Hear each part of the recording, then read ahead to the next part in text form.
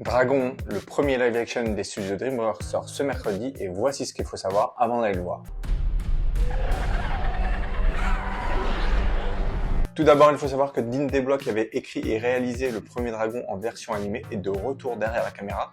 Et pour ce retour, il a voulu que ce film soit autant spectaculaire qu'émouvant. Tourné dans les studios Titanic de Belfast en Irlande du Nord, plusieurs plateaux et immenses décors ont été utilisés pour donner vie à la ville de Burke. Plusieurs pays ont été source d'inspiration comme les îles Féroé, l'Islande ou encore l'Écosse. La conception de Burke mêle des éléments nordiques traditionnels aux influences asiatiques de la route de la soie.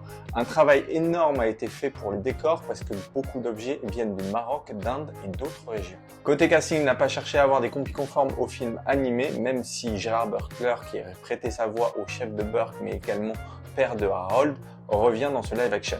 Son retour est voulu par le réalisateur parce qu'il ne voyait personne d'autre incarner ce personnage. Toutefois, si le film est américain, il faut savoir que tout le casting est écossais, irlandais, britannique ou néo-zélandais.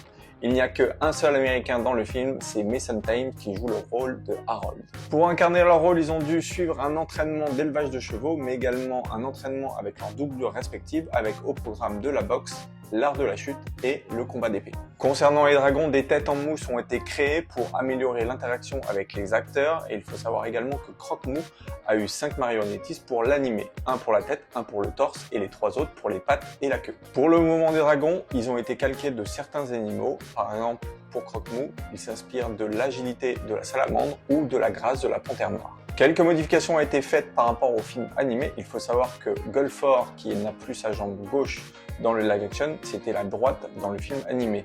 Cette raison est que Nick Frost, qui incarne le personnage, a subi une intervention sur son genou à 1 semaine de tournage. Concernant les personnages de Crâne Dur et de Coin Dur, il faut savoir qu'ils ont respectivement vieilli dans ce live action parce que les acteurs ont respectivement tous les deux 30 ans. Enfin, pour ce live action, 5 versions distinctes de la queue de Croque-Mou ont été fabriquées pour représenter son évolution tout au long du film. J'espère que ces petites infos vous ont plu sur le film Dragon et je vous dis à bientôt pour une prochaine vidéo.